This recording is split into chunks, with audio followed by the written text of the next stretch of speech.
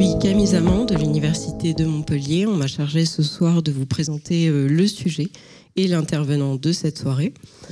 Donc ce soir, on va parler de nous, en quelque sorte, les êtres humains, et surtout des préjugés que nous entretenons à l'égard de la nature. Ça va se passer en 2 temps. On aura tout d'abord une présentation de monsieur Marc-André Sellos, que je remercie pour sa venue. Et ensuite, vous aurez un petit temps pour poser des questions, prendre la parole. On fera passer le micro dans la salle. Donc avant de vous laisser la parole, monsieur Sellos, je me permets de vous présenter rapidement. Vous êtes, alors j'espère que je vais le dire dans le bon ordre, vous êtes docteur en biologie, botaniste et mycologue.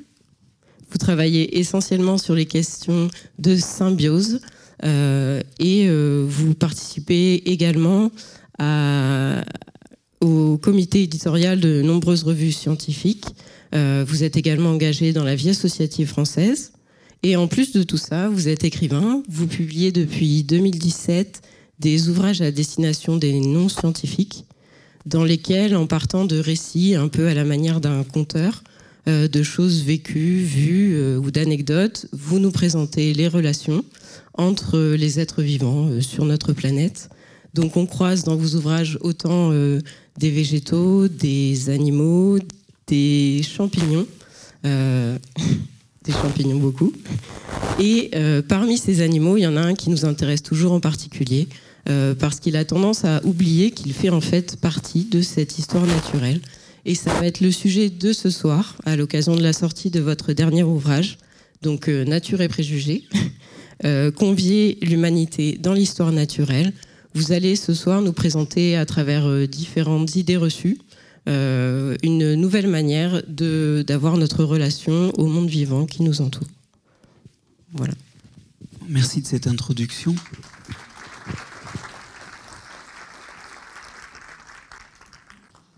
Notre vision de la nature, elle est encombrée d'un fatras de choses héritées, pas triées, pas choisies, et pas à la hauteur des impôts que nous avons investis dans la recherche. Notre vision de la nature, elle est finalement héritée de tas de choses qui nous ont précédés, notamment cette idée qu'on aurait été créé un petit peu différemment des autres espèces et qu'on aurait, dans la création, un statut un peu différent. La vision aristotélicienne s'est transposée avec la scolastique moyenâgeuse dans une représentation du vivant sous forme d'une échelle, l'échelle des êtres, où vous voyez les plantes un peu petites sont en dessous des plantes un peu grandes, au-dessus il y a les animaux, au-dessus il y a l'homme, et puis alors évidemment au-dessus il y a les anges, puis Dieu, et enfin la Jérusalem céleste. Cette vision finalement de l'homme tout à fait en plus en haut de l'échelle, elle persiste. À l'époque des Lumières, on décapite évidemment cette vision-là, on la laïcise en quelque sorte, et on obtient une échelle des êtres modifiée. Par exemple ici une version du milieu du 19e, où on a toujours l'homme au-dessus des quadrupèdes, au-dessus des oiseaux, au-dessus des poissons, qui sont au-dessus des coquillages, qui sont au-dessus des insectes, etc., etc., etc. Il y a cette vision de hiérarchie du monde. On est pétri en fait de l'héritage de tout ça, parce que vous voyez que finalement, ça c'est quelque chose qui traîne souvent dans l'imagination collective, et ça va même jusqu'à des incarnations modernes de la perte du paradis. Par exemple, on peut trouver sur des tas de sites web cette idée que l'homme, finalement, a bousculé l'équilibre du vivant. Comme s'il y avait eu un âge d'or que nous avons abîmé, que nous n'avons pas été capables d'entretenir, et que maintenant, voilà, c'est déséquilibré. D'équilibre, il n'y a pas, et je vais vous le montrer tout de suite après. Il n'y a pas d'équilibre, il y a juste une dynamique du vivant dans laquelle il serait temps de se réinscrire à l'aune des données que nous avons.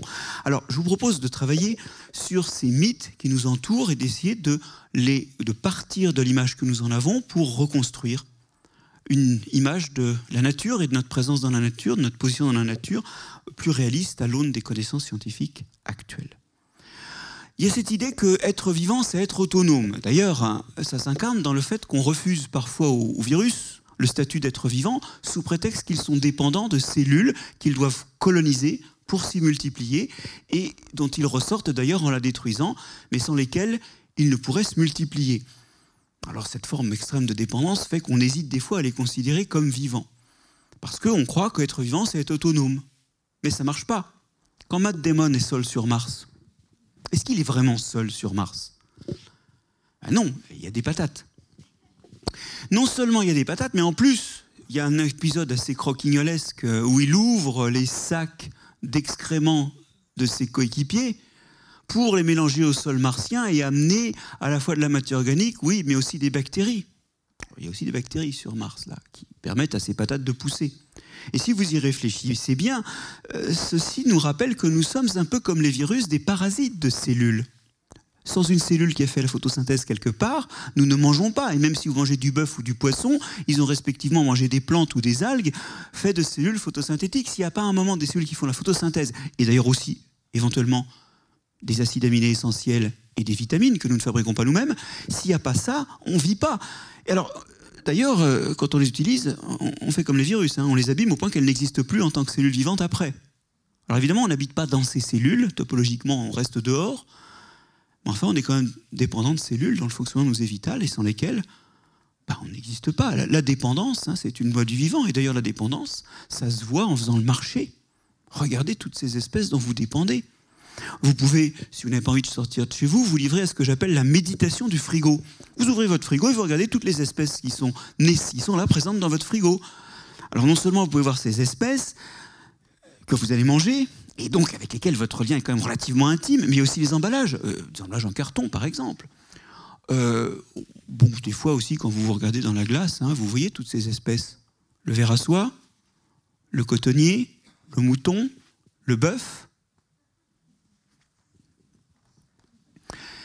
Oui, quelque part ces liens ils sont inscrits dans notre quotidien, alors on finit par ne plus les voir.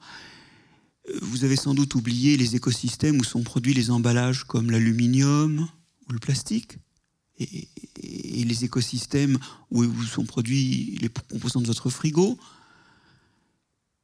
et l'énergie qui fait fonctionner votre frigo. Enfin, tout ça, ça veut dire que quelque part, vous êtes lié à ces organismes et derrière ces organismes, à des écosystèmes et derrière vos artefacts, à des écosystèmes dont vous êtes des membres. Après tout, ce que vous choisissez d'acheter, ce que vous choisissez de manger, ça a une influence, ça fait de vous un habitant de ces écosystèmes puisque ça y change des choses, ça y produit des activités. En fait, vous êtes membre de ces écosystèmes-là, d'une certaine façon, parce que vous achetez des objets en bois, parce que vous achetez des produits agricoles. Vous y êtes consommateur, et vos choix de consommateur, ici, modifient la façon dont les choses sont gérées là-bas. Vous êtes aussi dans cet écosystème, d'une certaine façon. Vous y avez un rôle, parce que vous en mangez les poissons. Vous n'y êtes pas physiquement. Mais vous êtes bel et bien, quand même, non seulement liés aux espèces qui y sont, mais aussi liés à ces écosystèmes-là, qui sont très loin de vous.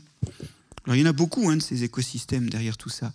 Et je vais vous donner un exemple du fait que vous êtes finalement étroitement liés à ces écosystèmes et à ce qui s'y passe. C'est qu'en fait, quand on fait des bêtises dans ces écosystèmes, ça a des impacts sur votre santé.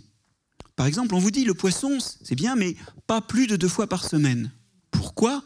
Parce qu'aujourd'hui, les littoraux sur lesquels on pêche les poissons sont pollués par des métaux lourds, du plomb, du mercure, j'en passe et des meilleurs. Et donc, il ne faut pas manger trop de poissons, sinon, on a une alimentation trop riche en métaux lourds. On vous dit aussi, préférez les poissons de bas de chaîne alimentaire parce qu'ils contiennent effectivement moins de métaux lourds, ceux-là. Et puis surtout, ne mangez pas des poissons qui viennent toujours du même endroit, histoire de varier les métaux lourds et de ne pas avoir la malchance de manger des choses qui viennent d'un seul... voilà. Mais ce sont vraiment des préconisations sanitaires qui sont assez aberrantes parce que le poisson, pour le coup, on pourra en manger un peu plus souvent que 2 fois par semaine. Bon. Dans les agrosystèmes, alors vous pensez bien sûr d'emblée aux pesticides qu'on met et dont les résidus finissent dans les végétaux et finissent en vous. Mais moi, je pense surtout au cadmium. Vous ne savez peut-être pas que le phosphate minier marocain, par exemple, que l'on met pour faire pousser tout ça, il est contaminé par du cadmium. Ce cadmium passe dans les plantes, il passe en vous. Vous mangez 1,4 fois la dose maximale recommandée par l'OMS de cadmium dans votre alimentation, en moyenne. Un peu moins si vous mangez bio, où on n'utilise pas des engrais sous forme minérale. Et ça veut dire que la moitié des Français, la moitié de cette salle est en surdosage de cadmium. Manque de chance, le cadmium, c'est pas bon pour les reins, c'est pas bon pour le foie. Alors, ça s'ajoute à d'autres causes pour les déficiences hépatiques et rénales. Bon, mais c'est pas bon. C'est pas bon non plus pour l'ossification. On a des enfants qui ont du mal à faire des boîtes crâniennes assez grandes pour abriter leur cerveau. C'est ça qui se passe. Et puis, c'est cancérigène. Et notamment, c'est sans doute une des raisons pour lesquelles on a 3 à 4% de cancer du pancréas en plus par an en France, multiplié par 4 depuis les années 2000, c'est quand même assez violent. Et ça veut dire que vous êtes vraiment membre de ces écosystèmes et les salissures qui s'y produisent sont des salissures de vous. Donc il y a une étroitesse du lien à la nature qui peut nous nuire si on ne se la représente pas. Alors vous allez me dire, c'est désespérant tout ça, qu'est-ce que je fais? Attendez. Déjà, vous avez vu qu'on n'est pas autonome, mais vous n'avez pas tout vu. Vous avez peut-être l'impression que la personne qui vous parle depuis tout à l'heure, les personnes qui vous parlent depuis tout à l'heure, sont un peu solitaires. Elles sont toutes les deux sur scène. Bon, il n'en est rien, hein. Nous sommes des milliers de milliards sur scène. En effet, derrière nos organismes qui sont faits d'un bon 10 000 milliards de cellules, il y a sur et dans nos organismes tout un microbiote, c'est-à-dire un ensemble de microbes, de bactéries et de champignons qui habitent nos surfaces, qui habitent nos cavités, nez, vagin, tube digestif surtout. C'est autant de cellules de microbes dans notre tube digestif que nous avons de cellules humaines. Dieu merci, elles sont plus petites, donc ça fait 1 à 2 kilos seulement, et ça peut s'embarquer sans grand effort. Hein. Il y en a un petit peu moins, mais ça fait quand même encore sacrément d'habitants sur notre peau, et les autres parties de notre corps en contiennent encore moins, mais c'est encore beaucoup. Et tout ça, c'est 3 à 8 000 espèces de bactéries et de champignons unicellulaires qui habitent cette chose qui vous dit « je » et qui se croit individu alors qu'elle est habitée. Oui, habitée et habitée fonctionnellement, parce que figurez-vous que ces microbes ne sont pas juste des occupants d'un endroit où ils peuvent se nourrir, ils contribuent aux tâches communes. Ils ont d'autant plus intérêt que comme c'est l'endroit où ils vivent et l'endroit où ils mangent des sécrétions de la peau ou des morceaux de peau, une partie de ce que nous absorbons, eh bien ils ont intérêt à entretenir le bâtiment, ils ont intérêt à entretenir les lieux. Et ils ne s'en dispensent pas, ils contribuent à notre digestion, ils régulent notre métabolisme. En particulier, une des choses qui contribue à la satiété, c'est l'acétate que produisent les bactéries quand elles commencent à manger ce qu'on a avalé et qui envoie au cerveau. Cet acétate est une forme de signal qui contribue à l'impression de satiété. Il contribue aussi à la protection, il contribue à la régulation du système immunitaire, à faire des réponses immunitaires adaptées et mesurées par des molécules qu'ils émettent et qui régulent nos cellules immunitaires. Et puis, ils ont même des effets sur le système nerveux, sur l'humeur ou sur le développement du système nerveux. Alors, ça paraît à peine croyable. Vous allez dire, mais comment on sait tout ça? C'est simple, on le sait parce que ça ne marche plus. En fait, nous sommes habités d'écosystèmes et ces écosystèmes marchent de moins en moins bien. Et comme ils marchent moins bien, comme on retire des espèces de ces écosystèmes, il se passe exactement ce qui se passe quand on retire des lattes d'un Jenga, hein, ça finit par s'écrouler. Alors, nous vivons dans un pays où l'hygiène a réduit le nombre de maladies transmissibles par des microbes, mais dans le même temps, on a vu exploser les maladies dites de la modernité. C'est quoi ces maladies? C'est, par exemple, des maladies du métabolisme. Tiens. Les diabètes, l'obésité, des maladies du système immunitaire où celui-ci surréagit, allergie, asthme, mais aussi des maladies comme les maladies auto-immunes en fait où il attaque l'organisme, maladie de Crohn, sclérose en plaques. Des maladies également du système nerveux, les désordres autistiques d'une part qui sont multipliés par 3 tous les 10 ans en Europe, des maladies de l'âge comme le Parkinson, l'Alzheimer, et puis même des maladies comme le burn-out. Dans toutes ces maladies, on a au moins un travail en clinique qui montre que si on transfère des microbes du tube digestif d'un individu sain à un individu qui est malade, ça réduit les symptômes. On sait aussi que si on donne le microbiote, l'ensemble des microbes du tube digestif d'un individu qui présente ces symptômes à des souris, les souris développent des symptômes qui ressemblent. Alors entendons-nous, c'est des maladies complexes. Il y a aussi des causes génétiques. Il y a aussi des causes environnementales, la façon dont on mange, la façon dont on vit. Mais une des causes, c'est ça. En fait, ce qui se passe, c'est que quand on compare ce qu'on a, nous, comme microbes, par exemple, dans le tube digestif, à ce qu'on a dans le tube digestif de populations qui ne vivent pas du tout à l'européenne, comme les Yanomami, ou qui ont quelques contacts avec les Européens, mais qui vivent quand même d'une façon très différente, les Gwaïbo et les Malawi, on s'aperçoit qu'on a 1,5 à 3 fois moins d'espèces. On n'a pas moins de cellules de microbes, on a moins d'espèces. Parce qu'on vit très proprement, on vit entouré de molécules comme des conservateurs, des antioxydants, qui sont mauvaises pour ces bactéries, des émulsifiants dans l'alimentation ou dans les crèmes de beauté. Et quand on regarde un petit peu la composition microbienne des individus, alors là, les individus, c'est des points, ils sont d'autant plus proches que leur composition en microbes dans le tube digestif est semblable. On voit que ceux qui vivent à l'occidentaux ont des compositions microbiennes, des écosystèmes microbiennes très différents de ceux qui vivent d'une façon non occidentale. Ce chiffre de 1,5 à 3 fois moins, on le retrouve quand on se compare, nous, à des crottes de nos ancêtres qu'on retrouve et dont on peut extraire de l'ADN pour savoir quel microbe était dedans. On le retrouve aussi quand on retrouve des plaques dentaires de nos ancêtres et qu'on arrive à retrouver les bactéries qui avaient dedans par l'ADN qui reste là. On retrouve ce chiffre.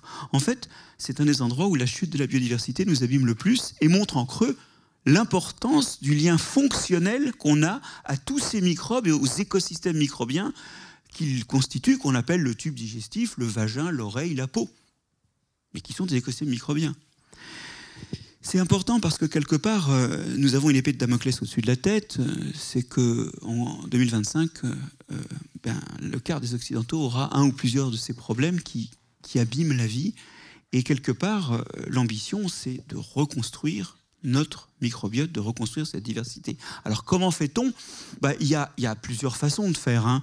D'abord, il faut cesser les coups de bâton, je vous le répète, les émulsifiants, les conservateurs, les antioxydants, les bactéricides, ceux de nos produits d'entretien par exemple.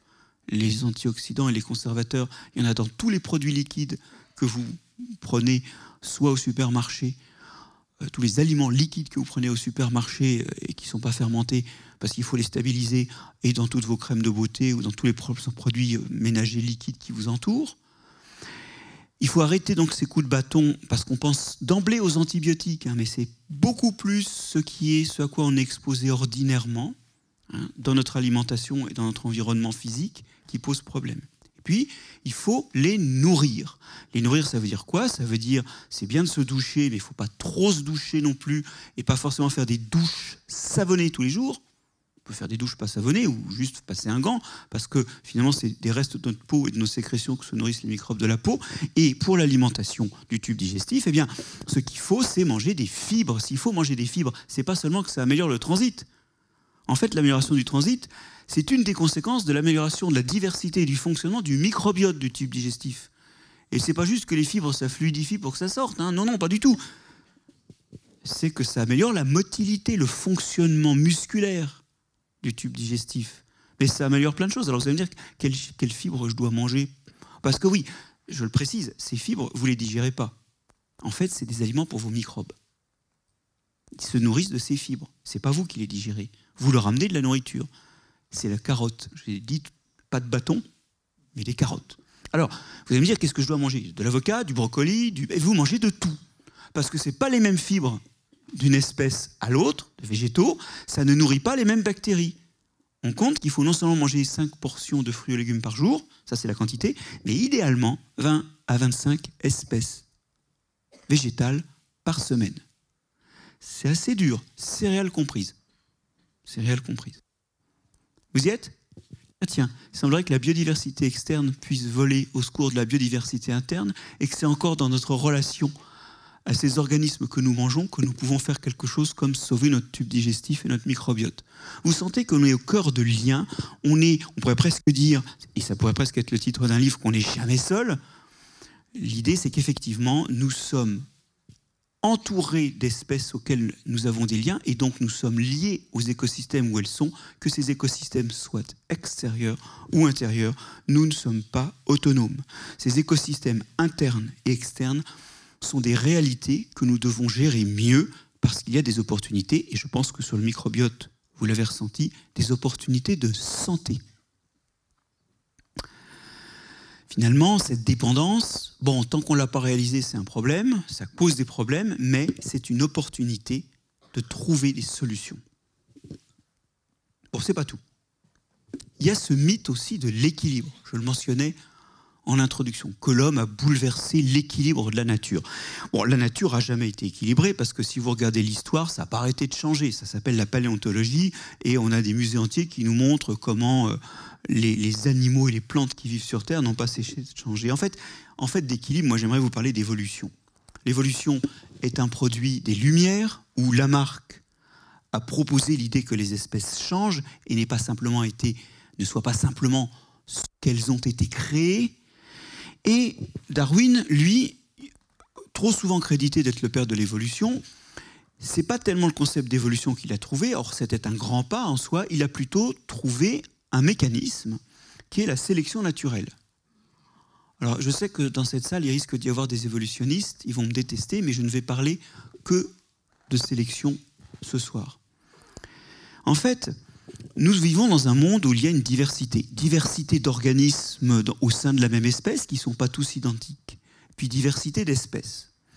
Et dans des conditions données, eh bien, ces individus d'une espèce, ou bien ces espèces sont plus ou moins adaptés. Et donc, ils arrivent plus ou moins à survivre et à mobiliser des ressources pour se reproduire, sachant que s'ils se reproduisent, ils transmettront les gènes et les déterminants qui font que justement ils sont adaptés. Bon. Le problème, c'est que quand ils se reproduisent, ils ne se reproduisent pas. Si vous avez eu des enfants, vous savez que vous ne vous êtes pas reproduit. Ce n'est pas la reproduction de vous-même, un enfant. C'est un peu de gène de maman, un peu de gène de papa, sachant que du coup ça ressemble aux deux parents, mais en fait c'est quand même un peu différent, hein, parce que la résultante, elle est différente. Donc c'est pas vrai que les organismes se reproduisent. En plus, il y a des mutations qui arrivent. Donc même quand une bactérie se coupe en deux, au bout d'un certain temps, les bactéries produites peuvent être un peu différentes à cause des mutations. Donc finalement, quand les organismes adaptés produisent des descendants, ces descendants sont un peu différents, ils sont une nouvelle diversité, dans laquelle la sélection va de nouveau pouvoir trier. Voilà. Alors, quand on voit ça, on se dit, bah oui, ceux qui sont plus adaptés survivent et ont des descendants qui présentent les mêmes caractéristiques, et donc ces descendants-là ont des bonnes chances de se reproduire, voire même comme ils sont un petit peu différents, ils ont une bonne chance d'être un tout petit peu mieux. Par exemple, en forêt, la première chose qu'on voit, c'est une terrible compétition vers la lumière. Et on se dit, ah oui, finalement, les arbres réussissent bien à capter la lumière. Bah oui, ceux qui survivent. Hein. Mais il y a un truc qu'il ne faut pas oublier. C'est qu'il y a tous ceux qui avaient des troncs moins grands, qui ont eu moins de lumière, donc qui ont fait moins de descendants, et dont les traits génétiques qui ne permettaient pas d'avoir un grand tronc, un tronc très haut, ont disparu. Il y a un truc qu'il ne faut pas oublier dans tout ça, c'est qu'il y a une poubelle de l'évolution. Il y a les perdants. Ceux qui meurent parce qu'ils ne sont pas adaptés, brutalement, ou alors qu'ils ne sont pas très bien adaptés, donc ils se reproduisent moins que les autres, et quelques générations plus tard, leurs descendants, il n'y en a plus. Parce que le monde a été envahi par les descendants des plus adaptés. Il y a une poubelle sélective, hein, d'accord ? Alors cette sélection naturelle existe et elle s'applique à l'homme. La couleur de peau de l'homme est un gradient coloré absolument superbe et vous aurez peut-être remarqué que très souvent sous les tropiques les peaux sont plutôt noires alors que quand l'homme a gagné des latitudes élevées, les peaux ont pâli, ont blanchi. Pourquoi ? Alors, la peau blanche, c'est bien quand il n'y a pas trop de lumière parce que ça aide, ça permet aux ultraviolets de pénétrer dans la peau et ça permet la synthèse de vitamine D. Bon, ça c'est bien. Le problème, c'est que quand il y a beaucoup de lumière, et c'est ça qui explique sous les tropiques les peaux noires, ces ultraviolets, ils sont mutagènes. Et ils risquent, s'ils rentrent, de faire des dégâts. Donc il faut qu'il en rentre le moins possible. Assez, toujours, pour faire de la vitamine D, mais le moins possible, vu le flux qui arrive. Et du coup, quand l'homme est monté au nord, tous ceux qui avaient la peau trop noire, ils ont eu moins de descendants que les autres parce qu'ils avaient des problèmes de vitamine D. Entre autres, c'est un peu plus compliqué dans le détail, mais notamment ça. Et puis, dans le même temps, sous les tropiques, tous ceux qui naissent avec une peau blanche, ils ont plus de risque de cancer. Les Afro-Américains, dont la peau est noire, mais qui vivent dans les latitudes septentrionales, ne fabriquent que 20% de la vitamine D qui leur est nécessaire. Les anglo-saxons qui vivent en Australie ont 3 à 4 fois plus de cancer de la peau que les aborigènes. Voilà l'histoire. Nous-mêmes, nous portons les marques de cette sélection. Et en creux, ça veut dire que des peaux pâles sous les tropiques, ça ne marche pas sur le long terme. C'est les perdants. Et des peaux foncées aux latitudes élevées, ça ne marchait pas. Bon, sauf que maintenant, on sait ce que c'est que la vitamine D. On peut supplémenter en vitamine D. Voilà. Bon, voilà ce que c'est que cette évolution. Alors, est-ce que la nature est bien faite ? Si vous demandez aux survivants, ils vous diront peut-être que oui. Mais n'oubliez pas qu'il y a eu des perdants et qu'il y a un charnier de l'histoire. Ce charnier, il a existé pour l'homme en plein de circonstances. Notamment, les pathogènes nous ont infligé des cycles de sélection. On sait bien que lors de la peste noire, qui a, au XIVe siècle, tué entre entre 30 et 60% des Européens, il y a en fait certaines formes génétiques qui ont disparu ou qui sont devenues très rares parce qu'elles étaient très sensibles. D'ailleurs, on sait qu'il y a aussi eu des individus qui sont plus sensibles au SARS-CoV-2 que d'autres et qui ont en moyenne été plus souvent présents dans les décès qu'on a eu au début de l'épidémie que les autres. Alors, il y a une différence entre la peste noire et le SARS-CoV-2. C'est qu'au moment du SARS-CoV-2, on avait un autre outil que juste de laisser mourir ceux qui étaient sensibles. On a eu des vaccins, on a eu des masques, on a eu donc de la prophylaxie et on a survécu. Et c'est vrai qu'aujourd'hui, nous ne sommes plus que le produit d'une évolution biologique, mais aussi le produit d'une évolution culturelle qui nous permet de nous adapter sans attendre que les pas adaptés meurent. Tant mieux, hein. Mais pour le coup, cette évolution culturelle, figurez-vous que c'est guère qu'une évolution formellement. C'est le même mécanisme. Bon, il s'applique à des idées, à des pratiques, mais c'est la même chose. Il y a une certaine diversité culturelle à un moment. Les bonnes idées marchent, les mauvaises idées, les traits culturels inutiles ou nocifs, tendent à être contre-sélectionnés. Les trucs qui ne marchent pas, on ne les répète pas. Et en fait, nous transmettons cette information à d'autres individus de la même génération ou nos enfants. Qui a eu des enfants ou qui est enseignant sait très bien que cette transmission, ce n'est pas une reproduction. Il y a des petits bidouillages différents. Et chaque individu est à la fois unique parce qu'il a vraiment reçu l'information de ses donneurs, mais en plus, il est une combinaison d'informations tout à fait unique. Ben, ça recrée de la diversité. Et ça, c'est important hein, de voir que finalement, l'évolution culturelle, formellement, ça suit les mêmes mécanismes que l'évolution biologique. Ça veut dire que seuls les évolutionnistes peuvent en parler. Bien sûr, on a besoin de spécialistes de l'évolution culturelle, mais néanmoins, c'est le même mécanisme. Voilà. Alors, nous, on est finalement produit d'une évolution culturelle et d'une évolution biologique, mais figurez-vous que les deux discutent par-dessus notre tête et commencent à combiner des trucs qui nous arrivent aussi. On a, et c'est un trait culturel, des populations qui sont apparues en de multiples endroits du globe qui mangent des céréales. Riz en Orient, blé et seigle au Moyen-Orient, maïs en Amérique. On a des populations, comme en Europe, mais aussi différentes populations africaines, qui se sont mis non seulement à avoir des vaches, mais aussi à les traire pour avoir du lait. Bon. Ça, c'est des traits culturels. Mais dans toutes ces populations, je dis bien toutes, on a vu des changements s'opérer dans la population. En particulier, quand vous mangez des céréales, vous mangez beaucoup d'amidon, qui sont des molécules, c'est une sorte de tas de glucose qu'il faut découper avec des enzymes qu'on appelle des amylases.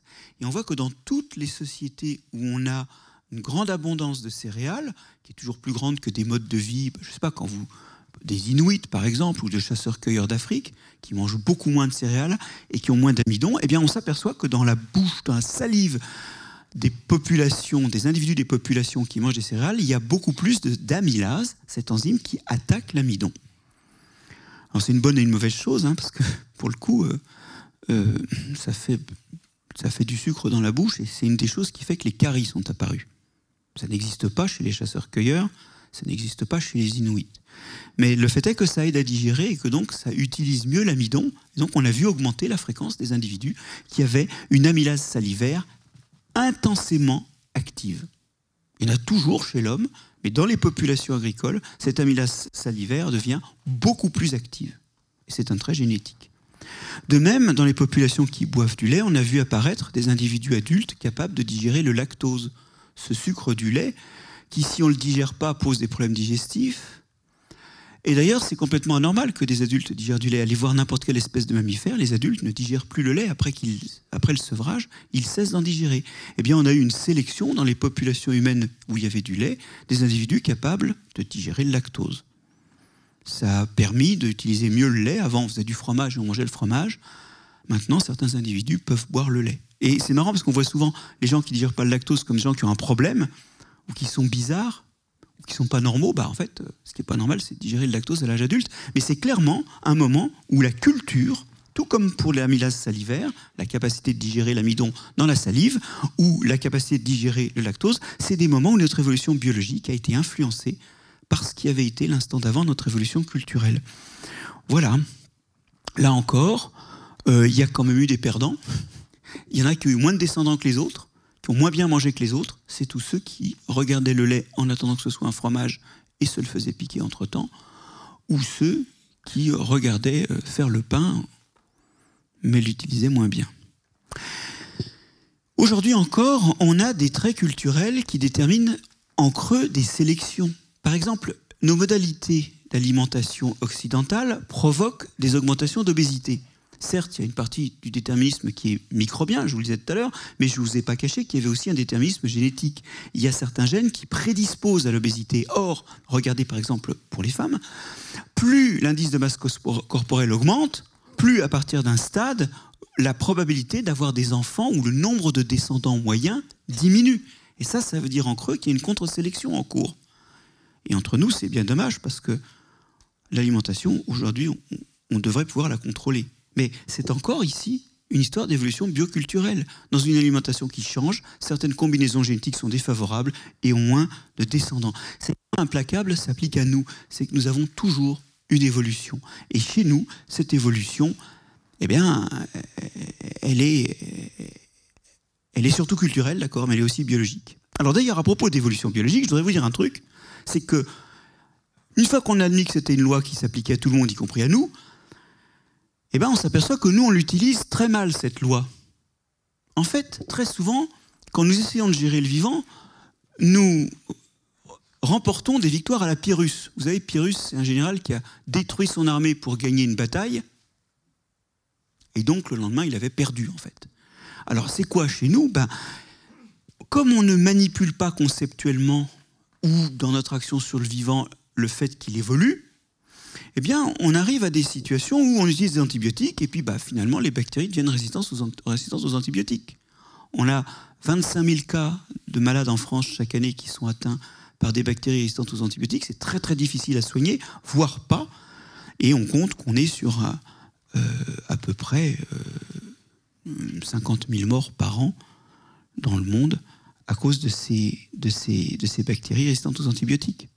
C'est la même chose quand on utilise des produits chimiques pour tuer un certain nombre d'organismes. Eh bien, rapidement, ils deviennent résistants à ces produits. Regardez ce que les dorifores ont fait. En l'espace d'une cinquantaine d'années, ils sont successivement devenus résistants à une cinquantaine de molécules destinées à les tuer. On a la même chose dans les coins où on a vraiment utilisé beaucoup de glyphosate. Aux États-Unis, notamment avec les sojas qui étaient résistants au glyphosate. On a glyphosaté à fond.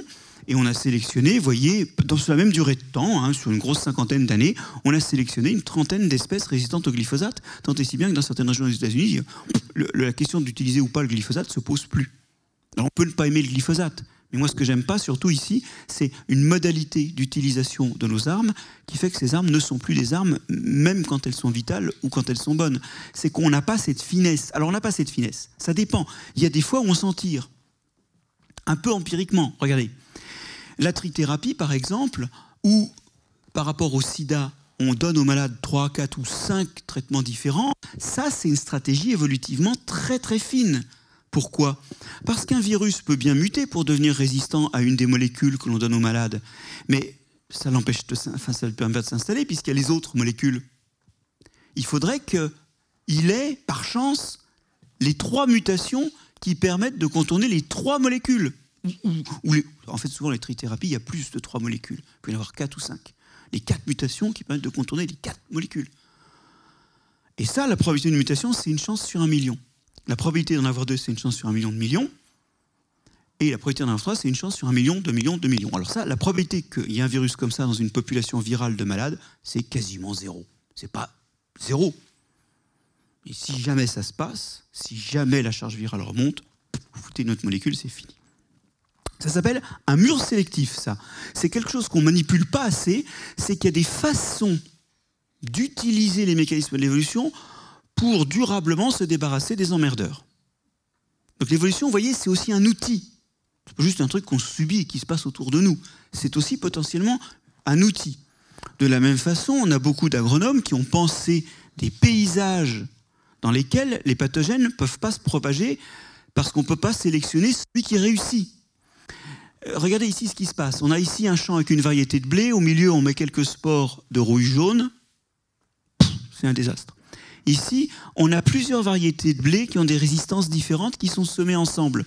Bah là, quand la rouille jaune réussit sur un pied et qu'elle passe sur le voisin, elle a peu de chances de réussir. Et si jamais elle réussit, le même défi se pose à elle quand elle passe sur un troisième pied. Ça, c'est un paysage où on ne peut pas sélectionner une souche de rouille jaune qui réussit dans le champ.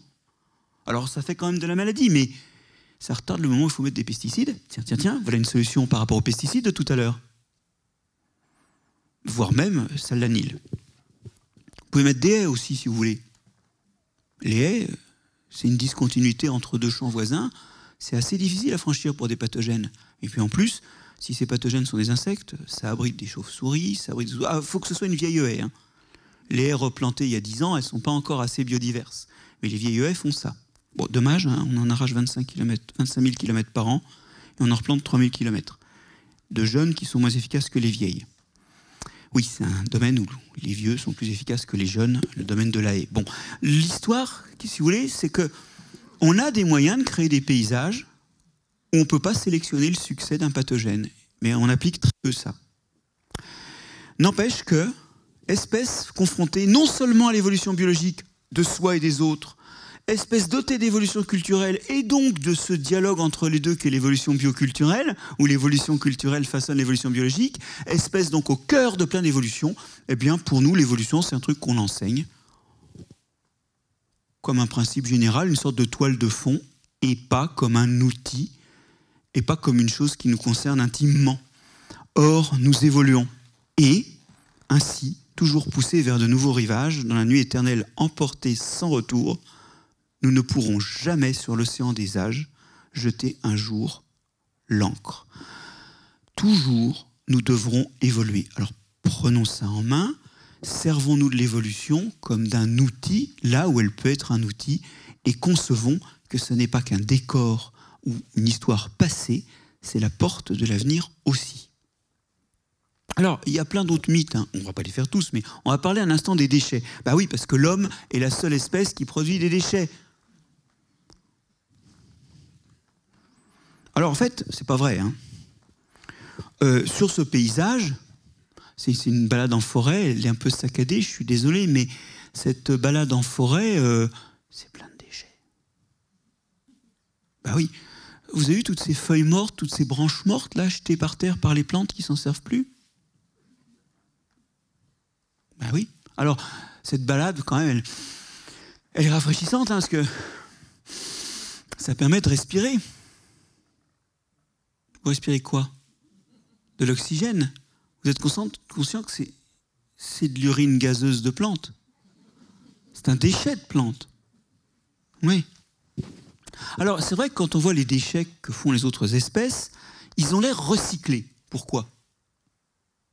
Parce que quand un déchet apparaît, ça sélectionne lentement les espèces qui l'utilisent. Et donc, à la fin, les déchets paraissent recyclés. Le vrai problème, c'est les nouveaux déchets. On va y revenir. Pour l'homme, c'est les plastiques, par exemple. Ça, il n'y a pas encore eu la sélection des recycleurs. Mais ne pensez pas que l'homme soit singulier parce qu'il fait des nouveaux déchets. Les déchets ont souvent été nouveaux. Tiens, on parlait de l'oxygène, d'accord? Parlons un instant de l'oxygène. Il y a 2 milliards d'années, alors, bon, moi, j'étais pas né, mais il y a eu de gigantesques dépôts de fer. Alors, vous en souvenez pas, mais il faudrait que vous sachiez que en réalité, la plupart du fer que vous utilisez sort de mines où les dépôts ont eu lieu il y a 2 milliards d'années. Qu'est-ce qui s'est passé?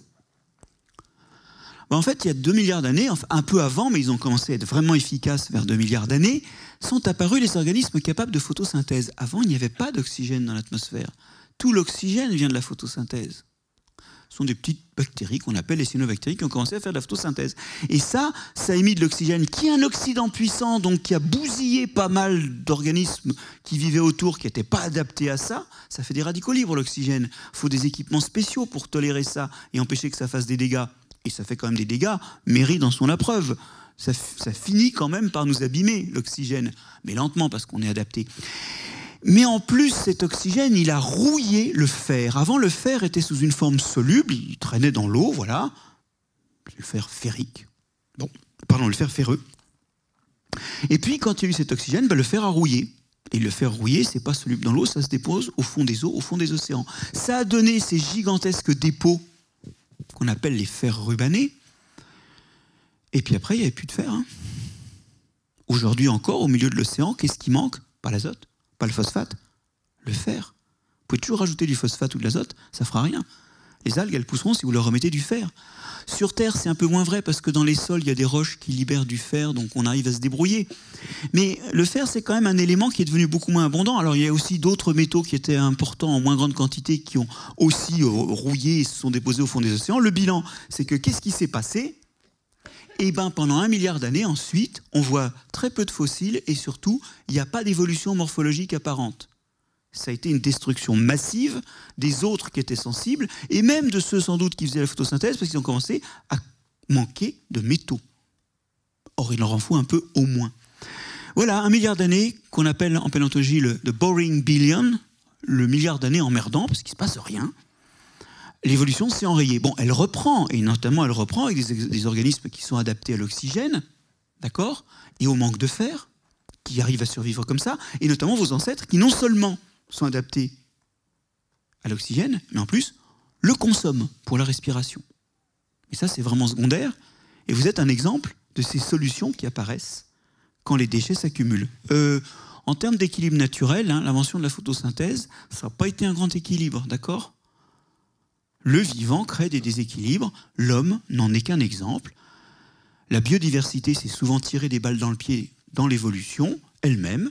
Bon, l'homme est une balle de gros calibre tirée à bout portant, mais des balles qui ont affecté la biodiversité, il y en a toujours eu. Alors, il n'en reste pas moins que nous créons de nouveaux déchets, c'est toutes ces molécules qu'on appelle les xénobiotiques, comme pour dire qu'elles sont xéno-étrangères, biotiques à la vie, sauf que c'est un être vivant qui les fait, donc pour moi, c'est un mot un peu surfait. Enfin, en tout cas, ce mot, il indique, xénobiotique, ces nouvelles molécules qui sont apparues avec l'homme, et parmi elles, bien sûr, il y a les plastiques.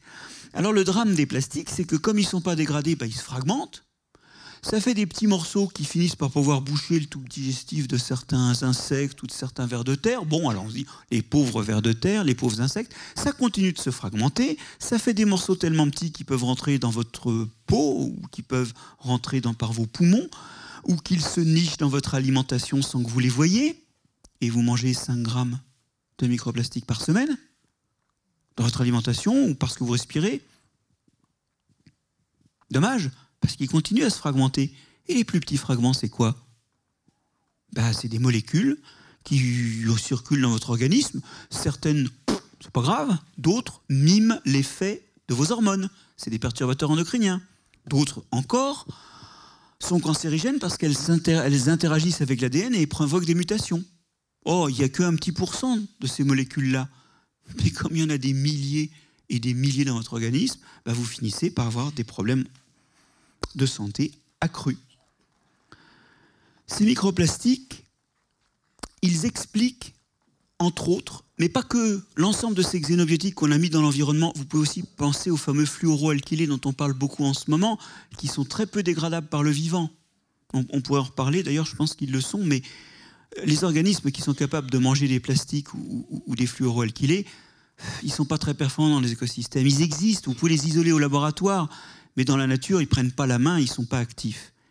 C'est toutes ces molécules qui traînent autour de nous, ça va des pesticides, qui sont des xénobiotiques aussi, aux conservateurs, on les retrouve, à certains émulsifiants, à certains édulcorants, aussi. Ils finissent par expliquer des choses alarmantes. En Europe, on va quand même pas très bien. Et on voit sur... alors voilà, ça c'est un chiffre que je vous donne là, qui est le nombre de ces nouvelles molécules qui nous entourent. 350 000, pense-t-on. On en invente au rythme de 5 000 par an. On pense que 20 000 ont été testés quant à leur toxicité sur l'homme. Et je ne vous parle pas de toutes les modifications chimiques qu'elles subissent quand elles sont libérées dans l'environnement et qui font que pour une qu'on produit, ça en fait des dizaines de formes différentes ensuite dans l'environnement. Là-dedans, même s'il n'y en a que 1% qui sont dangereuses pour nous, ça finit par en faire des milliers et des milliers qui sont dangereuses. Et ça explique. Qu'en 50 ans, la concentration de spermatozoïdes dans les éjaculats ait été divisée par 2, alors qu'a priori notre hygiène de vie, notre santé devrait s'améliorer, Ben non. Il y a aussi sans doute une régression de la fertilité féminine, mais elle est très dure à mesurer parce qu'en Occident, les femmes se font des enfants de plus en plus tard. Et donc il y a aussi une régression, il y a une baisse de la fertilité avérée, mais on ne sait pas quelle proportion est due au recul de l'âge des premières naissances, parce qu'à partir de 22 ans, la fertilité baisse, et quelle proportion est due à la toxicité. Mais chez l'homme, ça, c'est la toxicité du milieu. Un autre exemple de la toxicité du milieu, c'est les cancers pédiatriques. Ces cancers-là, ils ont augmenté de 40% en France dans le même laps de temps. Et ça, c'est des signatures de la toxicité du milieu. Les cancers, c'est des trucs de vieux, c'est des mutations qui apparaissent avec le temps. Mais les cancers pédiatriques sont de bons indicateurs de la toxicité du milieu. Bref, il y a des signaux qui montrent qu'on n'est pas tellement adapté à ces molécules. On met plein de molécules dans le milieu et on finit, les uns ou les autres, par être abîmés par l'une ou l'autre de ces molécules. Et vous savez quoi ? En fait, on n'est pas adapté à ça. Alors vous allez me dire, si on attend, on finira par être adapté. Oui, mais en fait, on a mis tellement de molécules qu'on est en train de réussir à bâtir ce que j'appelle un mur sélectif. C'est-à-dire qu'on est infoutu de le bâtir face à nos adversaires, plantes indésirables ou microbes indésirables, mais nous, on est en train d'en faire un, avec plein de molécules, ce qui fait que si on attend un petit peu, en fait, personne sera adapté au monde où on aura entassé ces molécules. C'est xénobiotique. Donc, les déchets qui sont externes au monde vivant sont dangereux. Après, est-ce que tous les déchets sont nuisibles ? Non, on a nos déchets canal historiques, dont certains sont vraiment très intéressants, et je vais vous parler des plus intéressants. Un architecte viennois, Hundertwasser, qui avait beaucoup pensé à ces choses-là, bien qu'étant architecte, vous allez voir que ce n'est pas directement de l'architecture, il disait que l'homme a longtemps cherché l'éternité, mais qu'en fait l'éternité est au fond de la cuvette des chiottes. En réalité, ce qui se passe, c'est que là, vous mettez chaque jour des déchets, et notamment des déchets qui sont incroyablement riches. Alors vous voyez que le volume, finalement, de l'urine et de la matière fécale n'est pas énorme dans les déchets que vous générez chaque jour, mais c'est énormément riche en azote et en phosphore. Vous urinez 11 grammes vous urinez, on ne va pas y arriver là, vous urinez 11 grammes par jour d'azote et 0,7 grammes de phosphate par jour. Et collectivement, en fait, nous urinons entre 20 et 40% sur nos estimations des besoins de l'agriculture. Et ça, c'est une solution pour l'agriculture. D'autant que comme vous retenez le cadmium, quoi que vous mangiez, votre urine ne contient pas de cadmium. Mais plus sérieusement, en fait, vous pouvez encore être des acteurs de ces écosystèmes distaux et renouer notre lien avec la nature. C'est pas juste penser à comment se servir de la nature, c'est bien sûr penser à ça, mais c'est penser comment on peut servir la nature. Et là, on est complètement souvent à côté de la plaque. Et on continue à payer des impôts locaux pour disperser l'azote et le phosphate dans des stations d'épuration, pendant que les agriculteurs en achètent. Et moi, en conférence, les gens me posent des questions sur l'humusation. Que faire de mon cadavre ? Mais mon coco, ton cadavre, il n'est rien face aux 100 kilos de détritus organique que tu génères chaque année dans ta poubelle. Je vous souhaite de vivre longtemps. Vous pouvez multiplier 100 par le nombre d'années que vous espérez. Vous verrez que la vraie question, c'est où vous mettez vos ordures de cuisine, où vous urinez, par le biais de canalisation, bien sûr, évidemment, et où vous mettez vos fesses. Les déchets, il y en a du bon, il y en a du meilleur, mais ce ne sont pas des choses qui ont déchu, ce sont des choses qui ont un sens. Il faut retrouver ce sens, en éviter certains, et au contraire, en valoriser d'autres. Encore un mythe ? Alors celui-là, il est plus désagréable à entendre. Soi-disant, l'homme et la femme seraient égaux. Que ce soit un but, oui, d'accord, il n'y a pas de problème. Il faut que nous ayons des droits identiques. Mais c'est un peu comme la Déclaration des droits de l'homme qui disent que les hommes naissent libres et égaux en droit. C'est un but à atteindre, mais ce n'est pas donné. C'est pour ça qu'on est obligé de l'écrire dans un texte. Bon. Alors, les sexes égaux,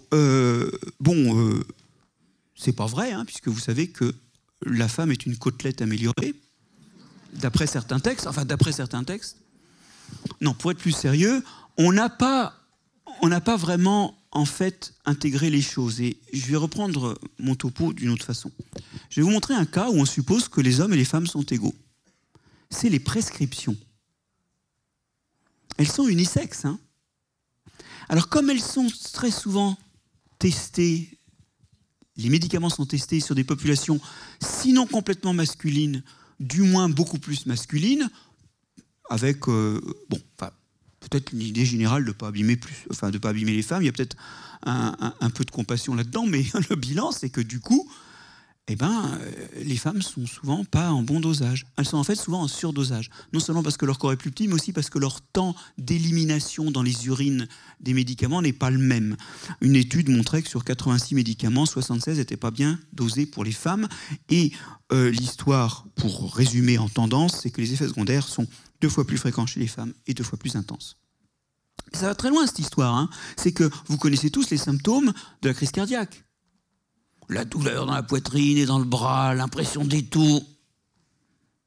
C'est chez les hommes.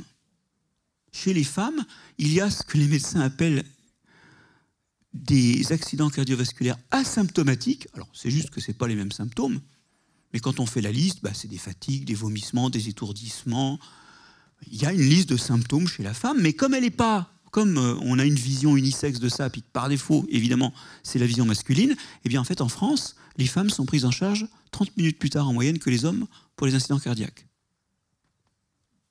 Sachant que plus le temps passe, moins vous avez de chances d'en réchapper. C'est ça l'histoire, c'est que quand on suppose que c'est pareil, c'est pas pareil, on vous l'avait dit. Alors, les logiques biologiques sont différentes, et il faut gérer ça. Mais il y a pire. Il y a que ces logiques biologiques sont souvent antagonistes entre les deux sexes.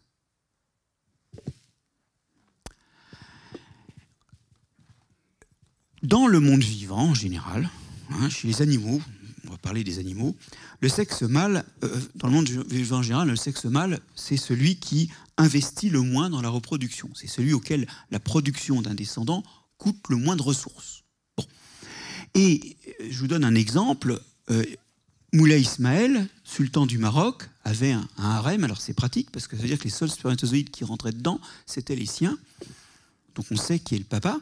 Et il est réputé, bon alors c'est pas documenté à l'unité près, mais il est réputé avoir eu 800 descendants. Si vous faites des calculs, c'est un peu beaucoup. Enfin, il faut vraiment s'y prendre adroitement. Ça devient le boulot d'une vie pratiquement, mais on est préparé au fait que finalement pour un homme faire des enfants c'est pas si difficile, et de ce point de vue-là on illustre bien le processus. Maintenant prenons le sexe femelle dans le monde animal. Et bien là en fait le nombre de descendants est limité par les ressources disponibles, parce que comme l'investissement dans la reproduction est plus grand, c'est les ressources disponibles qui sont limitantes. Alors dans l'espèce humaine, le record c'est 69 descendants. Alors, il aurait été atteint 2 fois, et à chaque fois en à peu près 27 gestations, donc avec des grossesses multiples, par la femme d'un paysan russe au XVIIe, dont je ne vous dirai pas le nom, parce que ce qui me scandalise, c'est qu'on connaît son nom, mais pas celui de sa femme. Bon. Et aussi par une femme, une viennoise, au XIXe siècle, mais là encore, je ne vous donnerai pas le nom de son mari, parce qu'on ne connaît pas le nom de la femme, et je trouve que quand même c'est un peu exagéré cette histoire. Ces 2 records ne sont pas forcément très très sûrs, mais on a au moins une jeune africaine qui s'est fait en fait enlever les ovaires après avoir eu 40 enfants. Et là encore, c'était des polyovulations, c'est-à-dire qu'elle avait des jumeaux, des triplés, des quadruplés. Voilà. Alors, mais c'est pour la petite histoire que je raconte tout ça.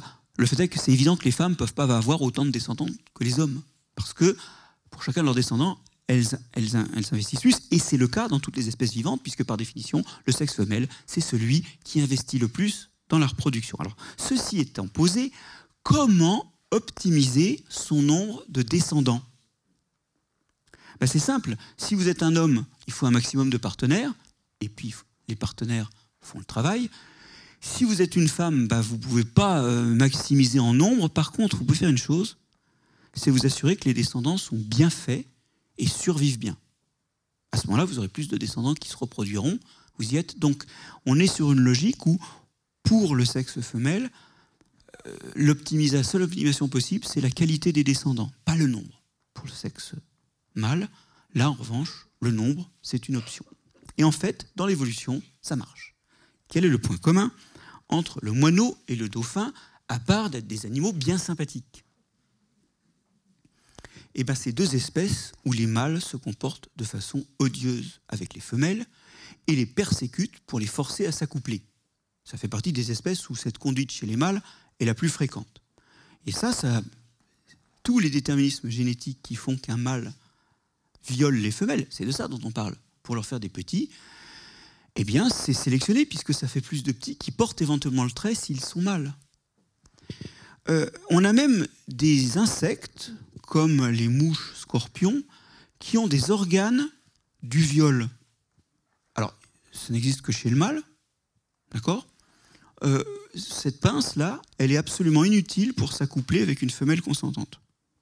Par contre, si la femelle n'est pas consentante, eh ben, si vous coupez la pince, l'accouplement s'arrête, et si vous laissez la pince sert à maintenir la femelle en position d'accouplement. On peut parler d'organes du viol. Voilà. Ça existe chez les primates aussi. Chez les primates, un certain nombre de mâles, notamment quand il y a des mâles dominants dans le groupe, gardent des traits juvéniles, gardent des traits adolescents. Ce qui fait que d'abord, les mâles dominants du groupe ne les prennent pas pour des ennemis ou des concurrents, donc ils les laissent tranquilles. Et deuxièmement, ils s'approchent facilement des femelles et ils les violent. C'est ce qu'on appelle les adolescents violeurs. Tout ça, c'est des traits qui, dans ces espèces, sont plutôt génétiquement codés, qui sont des traits biologiques, qui maximisent le nombre de descendants au prix d'abîmer les femelles. Toujours cette logique qui n'est pas une logique d'optimisation intrinsèque, mais une logique d'optimisation du nombre de descendants. Alors, la coercition sexuelle, elle peut être sélectionnée. Et quelque part, quand moi j'entends que on a 100 fois plus de dépôts de plainte pour viol de femmes que d'hommes, que je sais que les femmes ne vont pas souvent déposer plainte quand il y a des problèmes, je me dis, bon, il y a peut-être un truc qu'il faut prendre en main. Peut-être que nous aussi, comme toutes les espèces que je vous ai citées, et j'aurais pu en citer bien d'autres, nous avons eu des traits génétiques qui favorisent le viol, des traits génétiques qui favorisent de ne pas faire attention. On me dit, non, c'est culturel. Peut-être que notre culture n'a fait qu'amplier ça. Après tout, moi, je suis né à une époque où le crime passionnel était une circonstance atténuante. Vous y êtes ? Ouais, là, ça, c'est culturel. Mais honnêtement, jusqu'à quel point notre culture n'a pas juste amplifié ou acquiescé avec quelque chose qui était au fond de nous ? Moi, je ne suis pas en train de justifier ça. Je suis en train de dire que si on comprend cet élément de nature, cette forme de nature, cette évolution biologique, ces héritages qu'on a en nous, eh ben, on peut peut-être prévenir en éduquant mieux, en sachant que quelque part, un passé obscur rôde autour de nous tous les jours. Mais continuons, parce que vous allez voir que les femmes s'en tirent pas forcément mieux. Quel est le point commun entre ces deux espèces, le cerf et l'hirondelle?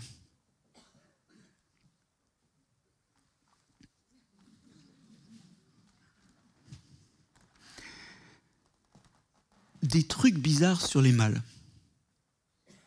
Par rapport aux femelles, chez les cerfs, les mâles, ils se trimballent 2 à 10 kilos de pierre sur la tête. Alors, c'est une pierre découpée, on appelle ça des bois, mais ils se trimballent 2 à 10 kilos de pierre sur la tête. Honnêtement, ça leur sert jamais à se battre. Ça peut leur servir à déterrer 3-4 trucs, mais quand il faut courir devant un prédateur, ou derrière une femelle d'ailleurs, dans les bois, c'est bizarre. Les femelles survivent très bien avec des bois beaucoup plus courts. Oui ? Les hirondelles. Les mâles ont des queues plus longues que les femelles. Mâle, femelle. Et assez souvent, quand on coupe la queue du mâle, il vole mieux. Qu'est-ce qui se passe là? Je vous en refais d'autres? Bon, avant de les faire, je vous explique la tendance de l'histoire. C'est que si les femelles choisissent un mâle qui porte des handicaps, ça s'appelle comme ça, qui porte des traits qui ne sont pas bien adaptés, mais qu'il survit quand même, ça veut dire qu'il est génétiquement de très bonne qualité. Vous y êtes? Donc le choix de mâles avec des traits handicapants va donner des descendants de bonne qualité génétique. Cette théorie du handicap, elle s'incarne dans bien d'autres espèces. On connaît, la mouche scorpion. La mouche à yeux pédonculés, les diopsis, où les mâles ont des yeux sur des pédoncules énormes. Ça, c'est un coup à perdre la vue. Hein. Chez les lucanes, les mâles ont des mandibules qui peuvent servir à se battre ou à saisir des choses, mais qui ne sont pas très très utiles, qui sont grosses comme pratiquement le reste de leur corps. Il y a plein d'espèces où les mâles ont des... Alors, je vous passe les pans qui ont des attributs qui sont vraiment le genre de truc pour courir devant un prédateur, c'est pas génial. Et en plus, quand vous gueulez en dépliant tout ça, ben, ça fait un peu mangez-moi, mangez-moi. Hein. Mais c'est jamais les femelles. Hein. Alors vous allez me dire, cette histoire de handicap, ben, on comprend qu'effectivement, tous les traits génétiques qui font qu'une femelle préfère des mâles à handicap font que les descendants, ben, ils fonctionnent mieux, mais ces descendants, ils héritent de la préférence de la femelle pour ces traits-là et du handicap du mâle. Donc s'ils sont femelles, ils auront la préférence pour le handicap, et s'ils sont mâles, ils auront le handicap. Et vous sélectionnez lentement ces différences sexuelles. Alors, vous allez me dire, ouais, ça c'est des animaux, nous on n'est pas comme ça. Alors regardez, à la naissance, il y a 105 hommes pour 100 femmes. Parmi les centenaires, il y a un homme pour 6 femmes. Il n'y a qu'à aller dans les EHPAD pour s'apercevoir que les hommes disparaissent plus vite.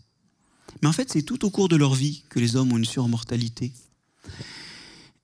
Regardez cette surmortalité masculine dont on peut se poser la question de la cause. Regardez 2 chiffres. Elle est de 10%, la surmortalité masculine, entre 5 et 9 ans. Quand la puberté passe par là, on passe à 50%. Et quand on regarde... Alors, ce 10%, il vient d'une chose que je ne vais pas détailler, c'est que la testostérone, c'est quelque chose qui n'est pas très bon pour le fonctionnement de l'organisme. Donc les organismes masculins sont souvent un peu plus fragiles et sensibles à plus de maladies. Oui, sur certains registres, en fait, le sexe faible, c'est le sexe masculin. Et il y a toujours une surmortalité. Mais quand vous regardez l'augmentation de cette surmortalité qui s'opère à la puberté, en fait, c'est de la surmortalité par accident de la route, prise de drogue, des conduites à risque. Et en fait, ce que je vous propose, c'est que dans l'espèce humaine, on ait eu une sélection de handicaps qui sont que les femmes ont tendance à préférer des actes courageux, des actes de bravoure, et que les hommes sont sélectionnés, et ça, les expériences de psychologie le montrent bien, pour faire des conneries, surtout quand les femmes les regardent. Parce que si vous mettez comme observateur dans un test psychologique un homme, ben, les conduites à risque sont moins fréquentes. Elles ne sont pas nulles, hein, mais elles sont moins fréquentes. Alors vous allez me dire, ouais, bon, 105 hommes pour 100 femmes, ça veut dire que notre évolution a sélectionné une compensation de la disparition des hommes. Et ça demande quand même qu'on s'interroge. Alors vous allez dire, ouais, mais c'est culturel parce qu'on apprend aux hommes à être courageux. Mais oui, bien sûr que c'est culturel. La question, c'est est-ce que c'est pas culturel aussi? Et est-ce qu'à force d'ignorer ça, on n'a pas juste construit des cultures dans lesquelles, eh ben, on fait culturellement ce qu'on a tendance à faire biologiquement. Ok. Donc, le choix et le handicap peuvent être sélectionnés quand il y a des sexes qui ont des investissements différents dans la reproduction. Et il est bien possible que nous, on soit héritiers de ça. C'est encore une obscurité dont on veut se tirer. On ne stigmatise pas les gens en disant qu'ils sont éventuellement héritiers de ça. On veut juste qu'ils fassent des cultures qui aillent au-devant de ce risque. Et ça, c'est important. L'idée, c'est que la culture doit pouvoir corriger et que tant qu'on n'est pas conscient de ça, on ne corrige pas. Alors, souvent, les gens me disent « Oui, ben Marc-André, c'est quand même chapeau pour avoir fait l'apologie du viol. » Non. Tout ce que je viens de vous dire n'est pas l'apologie de ce que je vous décris. Quand je vous décris la plaque dentaire, quand je vous dis qu'un film bactérien se forme sur la dent, qui s'épaissit, qu'au bout de quelques jours, ça crée des conditions à l'intérieur où il n'y a plus beaucoup d'oxygène et que là s'installent des bactéries qui commencent à émettre de l'acide pour creuser les dents et s'abriter de brossages éventuels par la suite, je ne justifie pas la plaque dentaire. Je vous explique comment ça marche et je vous donne non seulement envie de ne pas en avoir, mais en plus je vous donne la solution pour ne pas en avoir, brossez-vous les dents. Eh bien, brossons-nous les relations sexuelles aussi. L'égalité et la complémentarité des sexes, ça se construit. Il y a des ombres biologiques qui pèsent sur nous et la culture doit les affronter. Elle ne le fera que si on les explicite. Alors, est-ce qu'on en finira avec les mythes? au total. Parce qu'en fait, ce qu'on voit, c'est qu'on ne se voit pas dans la nature. Donc on ne voit pas nos liens à la nature, on ne voit pas ce que nous avons de naturel dans des conduites bizarres, en quoi c'est dangereux ou pas dangereux, qu'est-ce qu'on doit faire. On n'arrive pas, en fait, à comprendre qu'on est des organismes naturels comme les autres. On fout en l'air notre milieu comme les premiers organismes photosynthétiques l'ont fait. On a des relations sexuelles pas optimales en termes d'épanouissement des deux sexes, comme dans d'autres espèces vivantes. En fait, il y a toute une littérature aujourd'hui qui essaie de nous reparler de la reconstruction du lien à la nature. Alors on parle de reconnexion à la nature, mais il y a quand même deux petits bémols. Ce sont d'excellents livres, hein. Là je vous les cite parce que pour moi c'est des livres de chevet. Mais il y a deux choses quand je les lis qui me paraissent pouvoir être un tout petit peu poussées. D'abord on parle de reconnexion à la nature, mais en fait la réalité c'est qu'on n'a jamais été déconnecté. Juste, comme on n'était plus au courant qu'il y avait cette connexion, on l'a laissé fonctionner n'importe comment. Et la deuxième chose, c'est que c'est très souvent vu sous un angle de relation à l'animal, au végétal, de respect du végétal et de l'animal. Il y a aussi des microbes, et pour le coup, il n'y a pas, dans cette relation, il y a aussi qu'est-ce que moi je peux faire. Désolé, mais c'est moins poétique que ce qui traîne dans ces livres-là, mais l'endroit où on met ses excréments, ça fait partie de notre lien à la nature, d'accord ? Donc quelque part, il faut aller plus dans le cambouis de l'organique, et c'est ce que j'ai voulu faire dans ce livre. En tout cas, ce que je raconte dans ce livre, c'est que derrière toutes ces images, aujourd'hui, ça part en couille. Il se cache des problèmes. D'accord ? Mais si vous comprenez comment ça marche, vous avez en fait sous la main, et ça c'est positif, des solutions pour éviter que ça parte en couille. Vous avez des solutions pour fertiliser la campagne, vous avez des solutions pour arrêter les virus, vous avez des solutions pour entretenir mieux vos écosystèmes internes, vous avez des solutions pour que les hommes et les femmes vivent des liens plus harmonieux. En fait, il faut retrouver ce lien à la nature, et c'est mal parti, parce qu'en fait, ce lien, c'est vrai qu'il se délite dans nos consciences, tout au moins.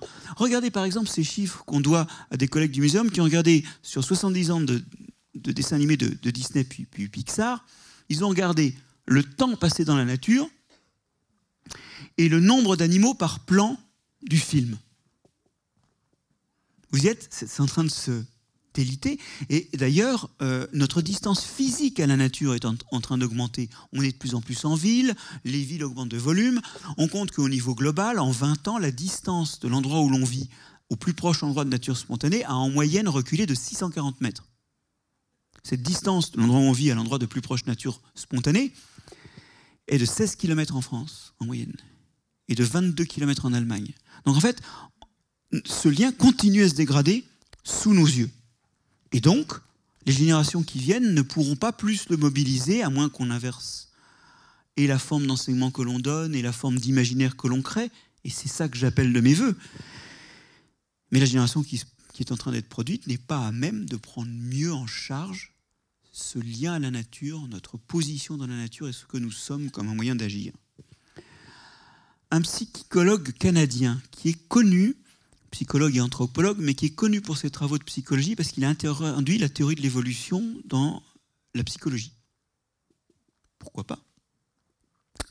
Jérôme Barkoff écrit « La biologie n'est une fatalité que si on l'ignore. Si on l'ignore, si on ne s'en sert pas, eh bien, il n'arrive que des problèmes et la biodiversité devient un fardeau et le climat devient un fardeau. Si on ne l'ignore pas, si on la connaît, il y a au contraire des moyens d'action à trouver. Et c'est ce message positif que je voulais vous apporter, c'est que ce lien a toujours existé, mais le prendre en charge, l'admettre, le connaître, c'est tout simplement la porte de l'avenir. Et c'est ça que je voulais vous dire ce soir.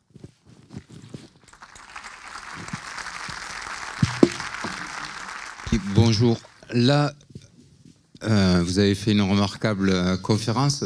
Est-ce que maintenant, il y a des solutions à la clé autour de ce rapprochement de l'homme à la nature, c'est-à-dire où identifier qu'il est dans un écosystème, parce qu'on n'a pas l'impression que dans les universités ou dans les écoles, ce qui permet aux futures générations de voir les choses autrement, il y ait quelque chose qui se passe.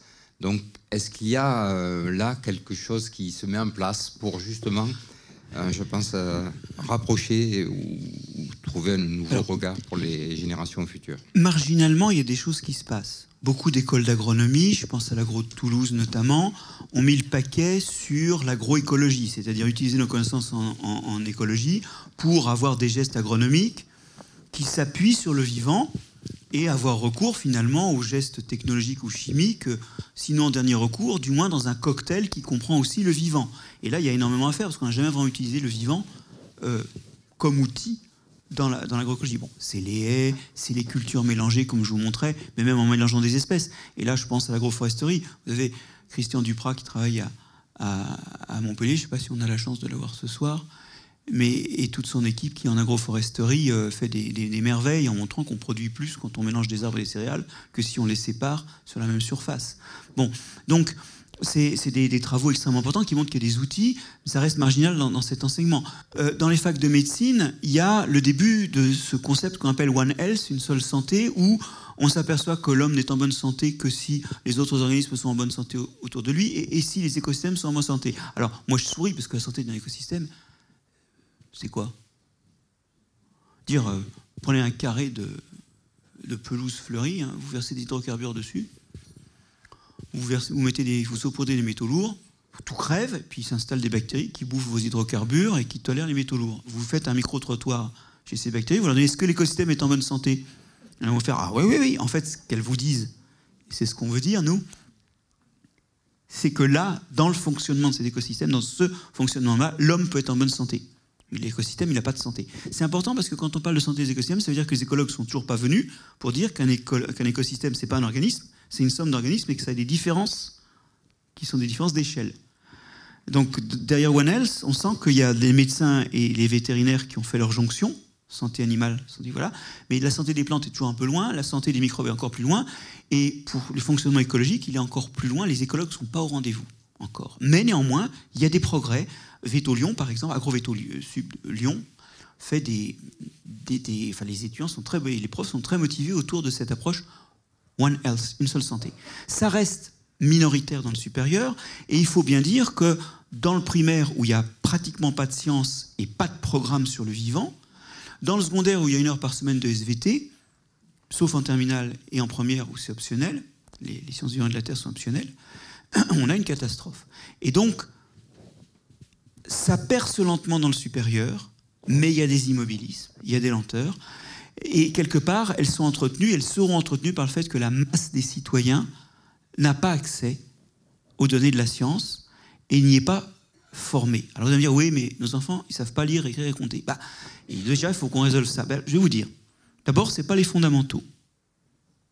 Parce qu'il y a des jours où vous ne lisez pas, où vous ne comptez pas, et où vous n'écrivez pas. Ça arrive. Ces jours-là, vous continuez à vivre. Vous mangez, vous consommez, vous faites des déchets, vous avez une vie sexuelle. Et le savoir-vivre, au sens élargi, de savoir ce qu'est être vivant et d'avoir des relations vivants, il est un des fondamentaux. Et d'ailleurs, par parenthèse, si on partait de là et qu'on déroulait la compréhension du monde, d'abord l'appréhension au primaire, il ne s'agit pas de faire de la théorie des écosystèmes au primaire, puis la réponse à des questions quand les objets sont appropriés dans le secondaire, si on partait de là, on s'aperçoit très très vite qu'il y a besoin d'écrire, de lire et de compter pour ça. Et au moins c'est incarné. Et peut-être justement c'est une façon d'arriver à contourner l'impuissance qu'on a à enseigner ces matières-là à la manière d'un solfège qui précéderait de plusieurs dizaines d'années le moment où on s'en sert. Donc il y a vraiment dans la structure de l'enseignement quelque chose qui fait qu'on est en train de refaire une génération qui fonctionnera aussi mal que la précédente. Oui, parce que la précédente savait mieux lire, mieux écrire, mieux compter, puisque nos pauvres gamins, ils savent moins bien. En sachant lire, écrire et compter mieux, ils ont fait les catastrophes sanitaires et environnement. Nous avons fait les catastrophes, nous avons toléré. Je suis sûr que dans cette salle, tout le monde ne les a pas faites, et beaucoup ont lutté contre. Mais globalement, collectivement, nous les avons tolérées, au moins. Et je veux dire, voilà, pour un biologiste, il y a la preuve évidente que lire, écrire, compter, ce n'est pas les fondamentaux, ça ne suffira pas. Et il faut vraiment revoir ça. Il y a un souci sur la formation. Or, si vous admettez que vous avez une évolution culturelle, l'éducation, c'est le moment où vous contrôlez. Ou vous essayez de contrôler, parce qu'il suffit d'avoir eu des enfants pour savoir que... Au moins, on essaye, quoi. Oui, c'est ici. Bonsoir Marc-André.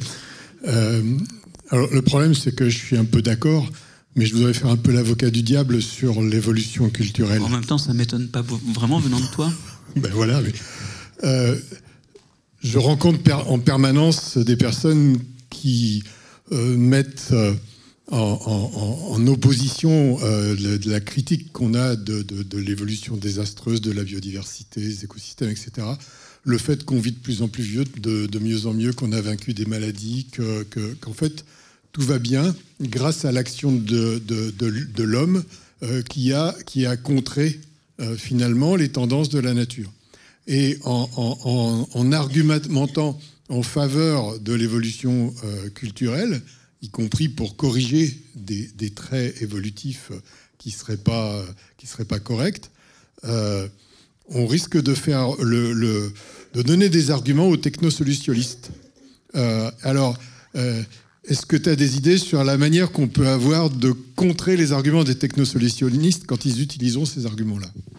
Oui, parce que moi, je ne suis pas contre la technologie ou la chimie. Et je ne suis pas un cocktail. Hein, c'est pas, mais aujourd'hui, on voit très bien que la dimension vivante a été sous-estimée et sous-utilisée et qu'il y a des belles au bois dormant à aller réveiller dans ces perspectives-là. Alors, c'est une bonne question. Alors, on n'a pas toujours contré le vivant. Quand on l'a contré, par exemple, quand on a détruit tous les microbes qui rentraient dans nous, ben on a aussi empêché de rentrer les bons microbes. Donc, tu vois, on peut déjà faire remarquer que là où on a contré, on s'est contré nous-mêmes d'une certaine façon, parfois. On remarquera aussi qu'en agriculture, on n'a pas contré le vivant, mais essayé de l'accompagner. On a essayé d'accompagner les plantes pour faire plus de photosynthèse et grandir plus vite. Donc, on n'a pas toujours voulu contrer. Historiquement, on a aussi quelques processus où on a essayé, bon, maladroitement, quand on pense aux engrais minéraux ou aux pesticides, mais on a aidé la nature à être une partie de la nature à se développer. Bon, moi, mon argument, il est le suivant. Et je suis désolé parce que je n'aurais pas voulu vous parler de ça, mais on voit très bien, mais là, ça va faire mal. Parce que, pour le coup, c'est un argument violent. Alors, vous allez me dire si vous y croyez ou pas. On voit que la culture s'accélère. Il faut lire Accélération de Hartmut Rosa, le philosophe allemand, dans la petite version, la grande, franchement, son petit bouquin où il explique l'accélération culturelle. Et il nous donne plein d'exemples. Il nous dit avant, les métiers étaient transmis de génération en génération. Maintenant, on change 5 fois de métier par génération. Avant, on épousait une femme pour la vie. Maintenant, on en change à peu près tous les... Enfin, ça dépend des gens, mais... Donc, oui, il montre plein de ces phénomènes d'accélération. Voilà, on dit les mails vont nous éviter d'avoir envie d'écrire besoin d'écrire des lettres, et puis finalement, comme c'est très facile à faire, on en fait plein, et on finit. Moi, je réponds encore à mes mails, c'est 3h30 par jour, hein, donc ne m'écrivez pas. Ce que je veux dire, c'est qu'on est broyé par l'accélération culturelle quelque part. Hein, on n'est pas adapté à ça. Et ouais, comme elle va de plus en plus vite, on accumule de plus en plus les trucs pour lesquels on n'est pas vraiment bien fait. Et je redéroule l'histoire différemment. Fermi, lors d'un repas sans doute bien arrosé avec des copains, a émis un paradoxe qui porte son nom. Pourquoi, alors qu'il y a sans doute des planètes vivables partout? Maintenant, on les connaît, on connaît des milliers d'exoplanètes. Bon. Pourquoi, alors qu'il y a des planètes partout, des endroits où vivre partout, on n'entend pas d'autres civilisations dans l'espace? Alors, il y a plusieurs réponses à ce paradoxe. Bon, j'élimine les réponses qui disent que... Bon, non, je n'élimine rien. Bon, il y a les gens qui disent, finalement, la vie, ça peut apparaître que rarement, et surtout, l'intelligence, ça apparaît rarement. Bon, alors ça, c'est encore... C'est vraiment, si on est très haut sur l'échelle des êtres, c'est vrai que toutes les autres planètes où il y a de la vie n'ont pas réussi à grimper aussi haut sur l'échelle. Hein. Bon, peut-être. Hein. Il y a des gens qui disent, ah oui, alors ça, c'est inspiré notamment par ce qui s'est passé avec la guerre froide. Ouais, mais les civilisations, quand la civilisation apparaît, il y a des compétitions qui s'engagent et on finit par détruire la planète. En fait, et puis alors il y a aussi toutes les explications du genre, ouais, mais il y a d'autres civilisations, mais elles veulent être sûres de ne pas être emmerdées, donc elles ne font pas de bruit pour ne pas être détectées. Bon, il y a plein de réponses comme ça, mais si vous analysez ces réponses, elles sont assez souvent du genre intrinsèques à la civilisation. Et on n'a toujours pas ce côté un peu extrinsèque de repenser ça dans la nature. Moi, je vous propose une autre réponse. L'évolution culturelle, ça va très vite. Il est même possible que ce soit assez nécessaire que ça aille en s'accélérant. On fait de plus en plus de molécules qui répondent à de plus en plus de problèmes. Mais on est de moins en moins adapté. On fait de plus en plus d'outils qui changent très vite, mais du coup, on n'est plus adapté au travail professionnel et on est éreinté par les formes de travail qui émergent. Vous y êtes ? Et en fait, la question que je pose, et qui est le défi que je vous lance, c'est: serait-il possible que l'évolution culturelle soit incompatible à long terme avec l'évolution biologique, parce que comme elle va beaucoup plus vite, elle fait changer le milieu à une vitesse à laquelle les structures biologiques ne peuvent plus s'adapter.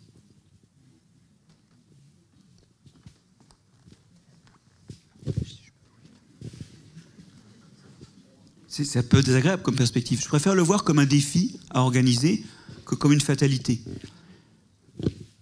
Bon. Bonsoir. Merci pour cette présentation. Je crois rebondir sur la question précédente, avec la question suivante. Avez-vous une opinion sur l'utilisation des organismes génétiquement... toujours pas localisé. Tout en haut. Ah oui, c'est pour ça. Je répète la question. Avez-vous une opinion sur l'utilisation des organismes génétiquement modifiés dans la société humaine en tant que solution pour les problématiques actuelles? Donc, si oui, acceptez-vous de partager votre opinion? Merci. C'est trop tard, je ne peux plus dire non, parce que dans un article de Reporter qui est en ligne, j'ai déjà dit ce que j'en pensais, et dans une prochaine édition de Socialterre aussi. Donc, je ne peux plus me cacher. Avant, c'est typiquement les OGM une façon d'accélérer l'évolution. C'est pour ça que c'est pratique, on fait plus vite une construction souhaitable. Hein, c'est un moyen d'accélérer l'évolution. Alors, pour moi, on ne peut pas être pour ou contre les OGM, c'est une question mal posée. C'est comme être pour ou contre le couteau. Qui est pour le couteau? Qui est contre le couteau? Qui s'abstient? Vous y êtes? Le truc, c'est que c'est l'utilisation qui est problématique. Quand on utilise des OGM pour faire de la recherche, en milieu confiné, et c'est pas la peine d'aller les détruire. Ça, c'est une mauvaise idée. En milieu confiné. Qu'on utilise de... Bon, j'imagine que vous n'avez pas envie de laisser crever tous les diabétiques. Qu'on utilise des bactéries génétiquement modifiées pour produire de l'insuline dans des circuits où elles sont isolées de l'extérieur et qu'on récupère l'insuline pour soigner des hommes, moi, ça ne me choque pas, vous y êtes. Après, il y a tout à fait à l'autre extrémité un OGM qu'on relâche dans la nature et qui se reproduit avec les populations naturelles, et là, on ne sait pas ce qui va se passer.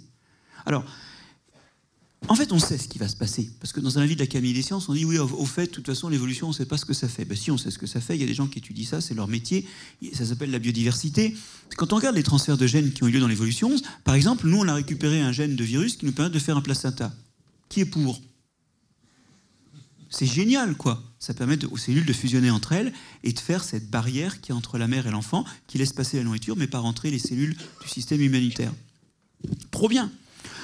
Il y a des nématodes, des petits vers du sol, qui mangent des bactéries, et puis des fois, ils récupèrent des gènes des bactéries. Et en mangeant des bactéries, il y en a qui ont récupéré des gènes qui permettent de détruire les parois des cellules végétales. Et maintenant, ces vers-là, c'est apparu plusieurs fois dans l'évolution des nématodes, ils ne mangent plus les bactéries, ils sont parasites de plantes. Ils détruisent 5 à 10% des récoltes par an. Là, vous ne votez pas pour. Hein. Ce que ça veut dire, c'est que quand vous accélérez l'évolution, et notamment quand vous permettez à des gènes de se mobiliser, ce qui est naturel, ça arrive dans la nature, mais c'est plus rare, quand vous rendez ça plus fréquent, bah vous augmentez la probabilité de solutions géniales et la probabilité de solutions pourries. Si votre solution pourrie, elle est dans un fermenteur au laboratoire, vous pouvez lui casser la gueule en la chauffant à 120 degrés et 3 atmosphères, c'est fini. Si elle est dans la nature, là, bon, bah, voilà, la boîte de Pandore est ouverte. Maintenant, puisque vous voulez un engagement plus ferme, je vais vous dire ce qui s'est passé dans ce pays.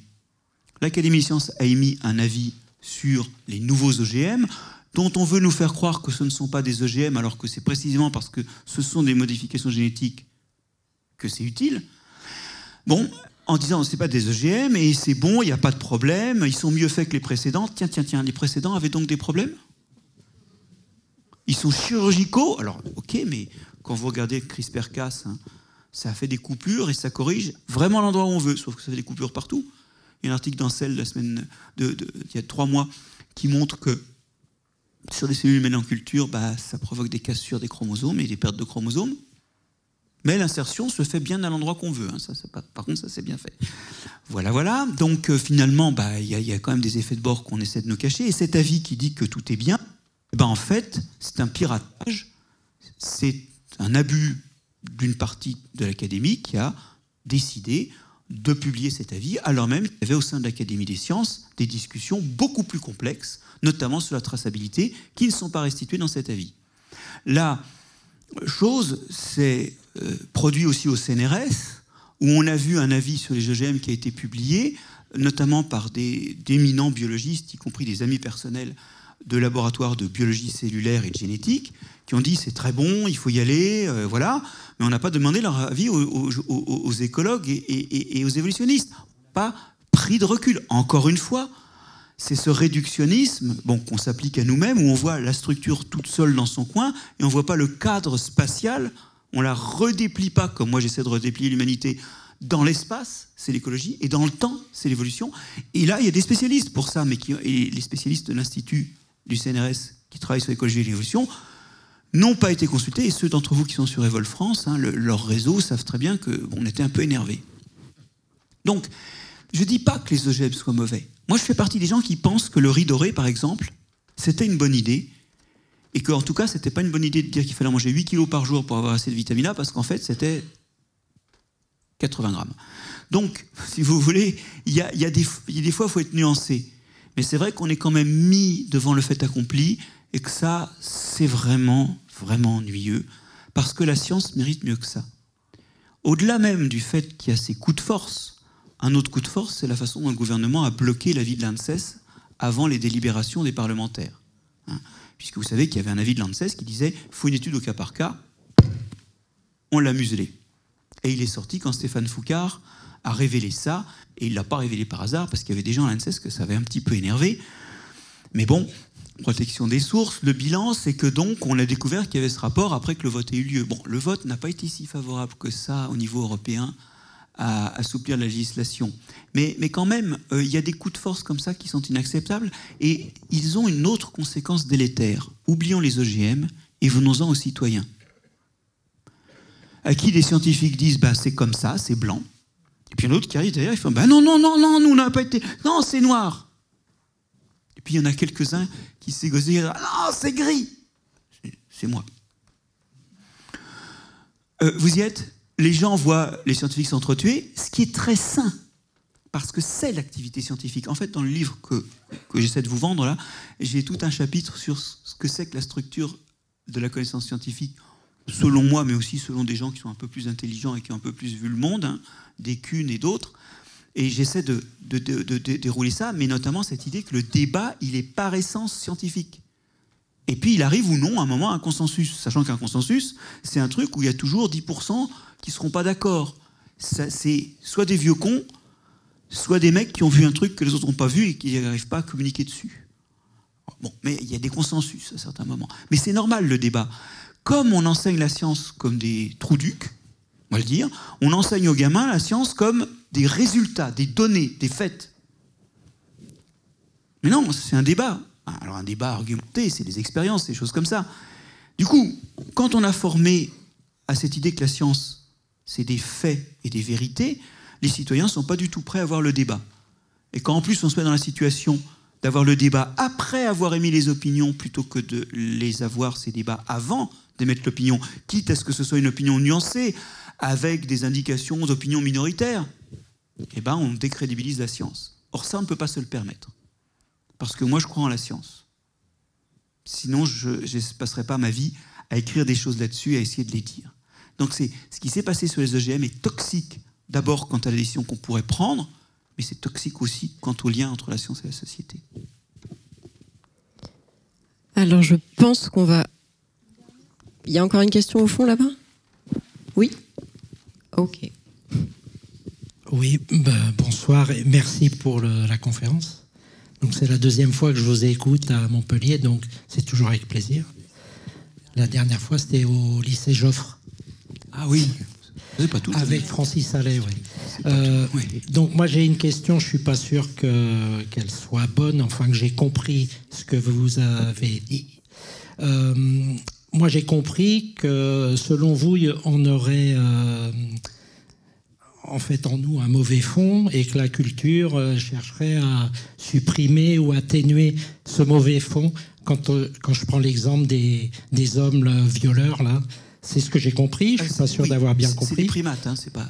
Oui. Enfin oui, il y a aussi des hommes, enfin, c'est vrai. Je parlais des adolescents violeurs, oui. Oui, donc est-ce que l'inverse ne serait pas vrai aussi, voire plus?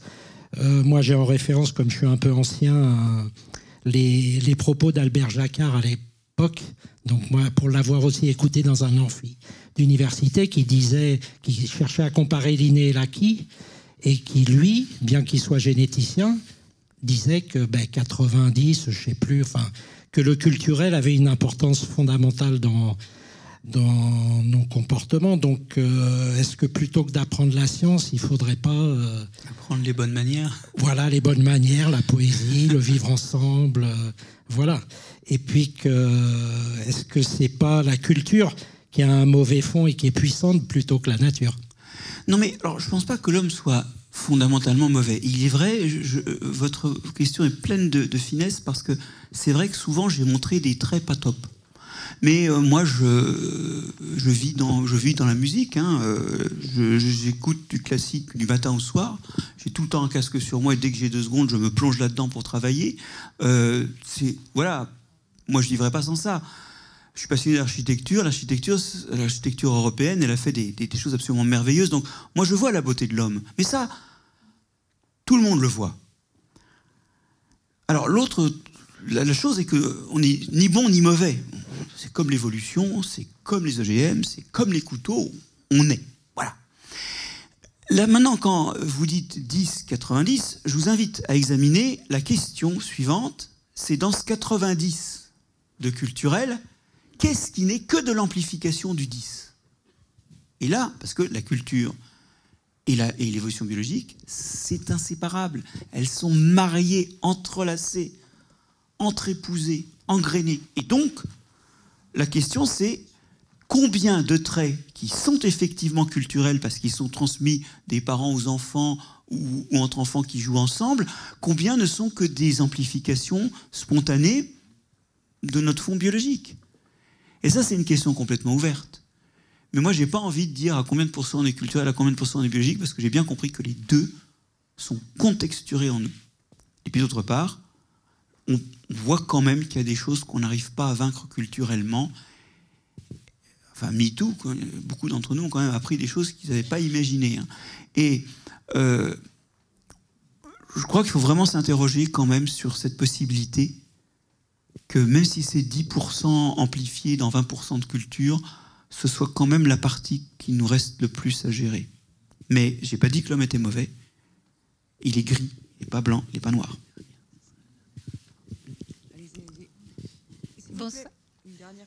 Bonsoir. Une petite question. Bonsoir. J'ai vu que vous faisiez partie d'une université chinoise et cette relation, qu'est-ce que ça amène, qu'est-ce que ça change pour tout ce que vous nous avez présenté? Pardon?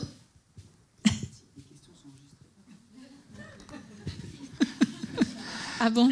Alors, la Chine, en fait, a surfé sur un défaut du financement de la recherche européenne, qui est qu'en Europe, c'est difficile d'avoir de l'argent. D'accord?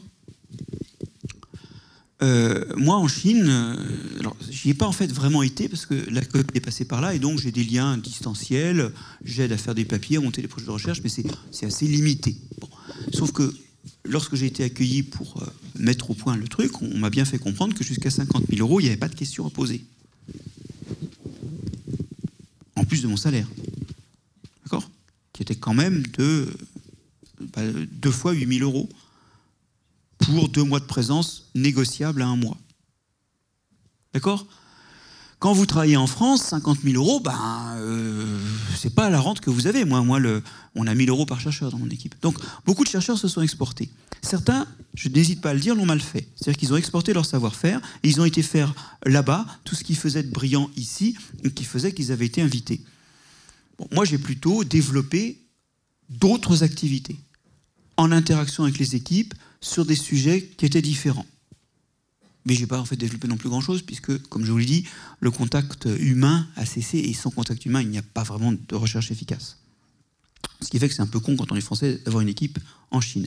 On préférerait être mieux financé ici. Alors, cette question-là est complexe, mais c'est vrai que le lien de la science européenne... Bon, il y a eu un programme en Chine qui s'appelle 1000 talents, qui ne s'arrêtait pas à 1000 talents, mais qui visait à recruter de très bons talents européens, alors moins bons d'ailleurs, parce que je ne pense pas qu'ils aient vraiment fait un Chopin en me prenant à bord, surtout vu la philosophie que je développe là, mais ce que je veux dire, c'est qu'il y a vraiment une stratégie d'exploitation qui n'est pas simplement basée sur l'attractivité qu'ils ont déployée, mais aussi sur le fait que nous, on ne sait pas entretenir nos équipes de recherche.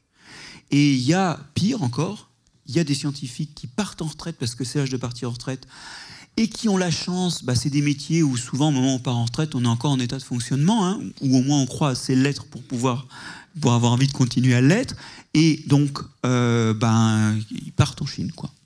Ils partent en Chine. Complètement. Et donc, voilà, c'est un lien qui peut être intéressant pour développer une activité scientifique, mais il ne faut pas exporter les savoir-faire. Bon, vous allez me dire, dans l'industrie, on a à peu près tout exporté sous le prétexte de faire des usines là-bas. Et même, d'ailleurs, récemment, ils ont construit un avion qui est un Airbus modifié au niveau du bout. Donc, c'est difficile. Mais si vous voulez, moi, je suis... Voilà, aller être professeur à plein temps et s'investir complètement dans une autre université européenne, je le fais à Gdansk. Mais c'est vrai que le lien avec la Chine pose problème. Il pose problème parce que demain, en fait, il y a des volontés hégémoniques et de compétition qui sont claires. C'était ça que vous vouliez entendre ou... Merci pour cette dernière question. Merci Marc-André Sellos. Et puis merci à toutes et à tous. Si vous voulez continuer sur le sujet, vous pouvez toujours vous procurer l'ouvrage de Marc